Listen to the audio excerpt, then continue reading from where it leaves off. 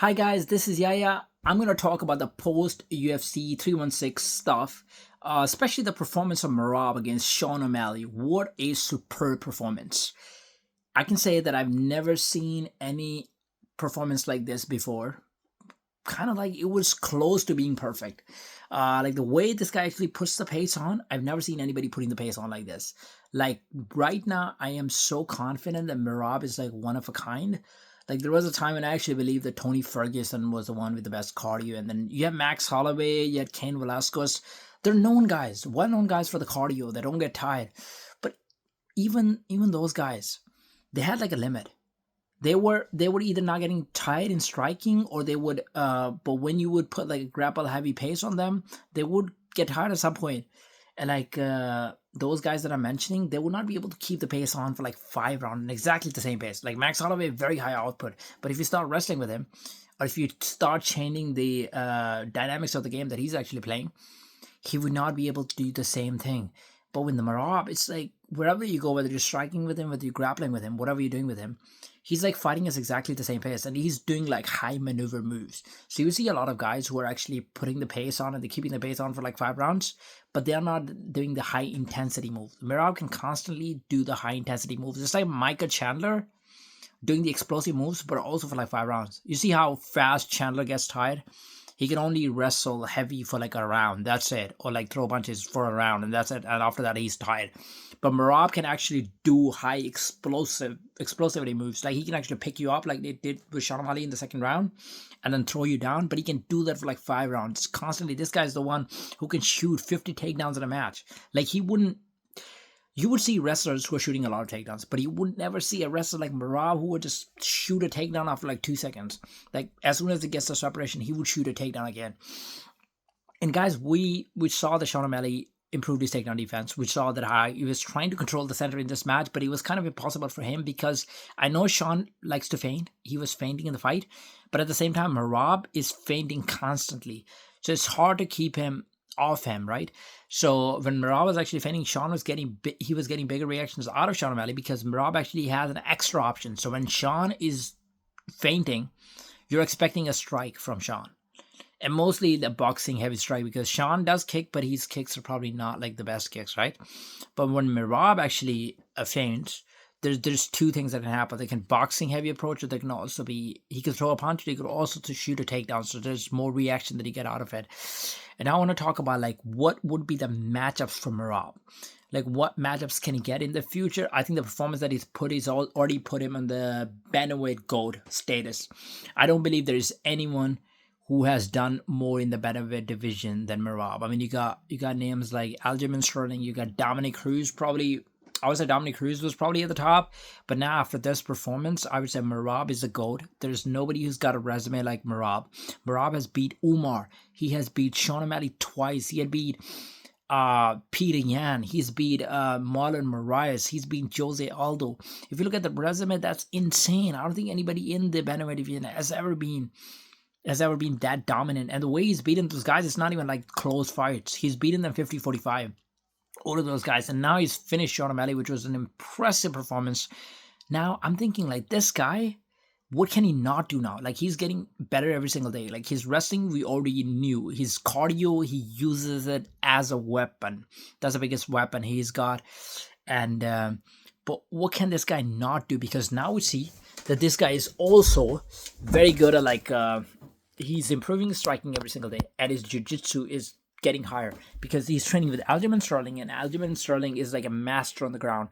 So you saw how Aljamain's wrestling is getting better by training with Merab. That's how Merab's jiu-jitsu is getting better by training with Aljamain Sterling. So the matchups that I want to see is that I know Dana White was talking about like an Umar rematch. That sounds very exciting. Umar is one of my favorite fighters in the bantamweight division. I think Umar deserves a rematch, but I think Umar needs to get one more fight. Umar needs to beat someone. Maybe they can put O'Malley versus Umar. I think Dana is going to be hesitant about this fight because O'Malley is like a golden boy of UFC. And Umar is probably stylistically not the best matchup. If you put O'Malley against Umar is probably going to take him down, right? And then finish him, or maybe go to 5 rounds and dominate him. So you can do O'Malley versus Song Yadong, or you can do like a pure striker versus O'Malley. But for Merab, I would say Sanhagen should be the next option because he needs like a fresh matchup and he needs like a different matchup. Now, people are going to say that Merab is going to do to Sanhagen what Umar did. He's going to do exactly the same thing to Sanhagen, but I've got a point here. Sanhagen, I think, could be the hardest matchup for Merab, statistically, because I believe, first of all, we know the stats of Sanhagen. Sanhagen is, he's taller than Merab. He's got reach advantage to Merab. And we know he's very tricky. So Sanhagen is not the easy guy to control. You cannot put Sean O'Malley and Sanhagen in the same bracket. The time that people actually used to consider Sanhagen as a pure striker are gone. He's improved his grappling massively. If you look at the last two fights, the way he controlled Figueiredo, actually finished him on the ground. It was an injury, but I would say it was Sanhagen who actually made it happen.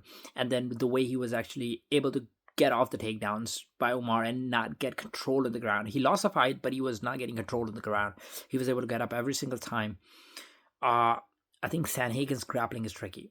This is one of the points that I actually want to make. If you look at the way Craig Jones is training the jiu-jitsu guys against Dagestani wrestling, it's like the unorthodox way of dealing with the grappling of those guys, and it works sometimes. That you can see in the competition when Craig Jones actually competes, he's able to get a lot of good jiu-jitsu guys with submissions, because a lot of good jiu-jitsu guys, they're not actually aware of the unorthodox stuff that he does. And they're guys who are very good at like wrestling and jiu-jitsu, but they don't really train like the leg locks and stuff. So I think Sanhagen is one of the guys who actually does train leg locks. And he's also, you saw how he was attacking Figgy's legs. And also I would say that Sanhagen is very good at like unorthodox stuff. So that might actually be, it might cause problems for Merab. So I think the approach of Merab for this fight, I would be excited to see what approach he comes up with. Like, we know the approach of Merab. Merab puts the pressure on, he's going to throw hands, and then he's going to take him down. He's probably going to do that, but I want to see how he's going to be able to take Sanhagen down. But Sanhagen, I think he's going to put some traps on as well, like throw like a flying knee, and he has better timing than Sean O'Malley on the flying knee, I would say.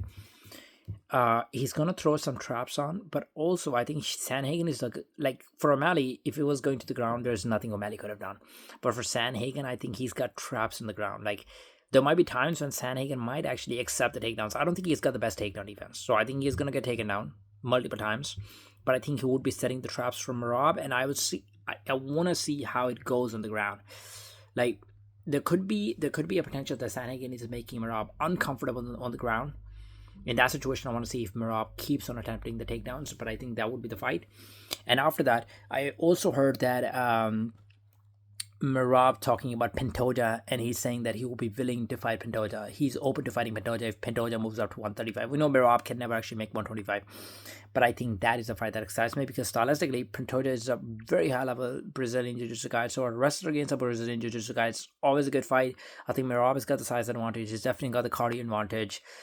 He's going to put the pace on. I think Merab is favored for the fight. If the fight happens, I'm going to say a 60-40 to Merab. But again, Pantoja is a guy who can...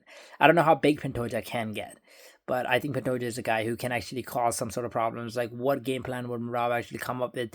Is he going to constantly try to take Pantoja down? Is he going to try to keep the fight on the ground, fight on the feet? So I'm excited. I'm excited for the matchups. I think... the future is looking bright. Merab has a lot of options, and I think I want to see Sanhagen as the next fight.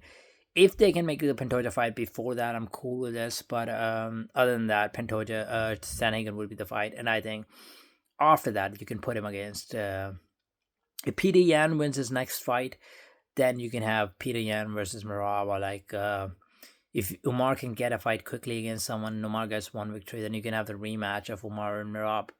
But yeah, guys,